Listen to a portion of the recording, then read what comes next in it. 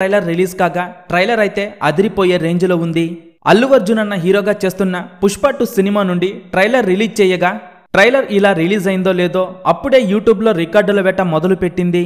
అల్లు అర్జున్ అన్న లుక్స్ అయితే అదిరిపోయే రేంజ్లో ఉండగా దేవిశ్రీ బ్యాక్గ్రౌండ్ స్కోర్ ట్రైలర్కు స్పెషల్ హైలైట్గా నిలిచింది. ట్రైలర్ మొత్తంలో అల్లు అర్జున్ అన్న చెప్పే డైలాగ్స్ థియేటర్లో విజిల్స్ వేయించేలా ఉన్నాయి. ముఖ్యంగా జాతర ఎపిసోడ్ అయితే సినిమాకు మెయిన్ హైలైట్ అంటున్నారు.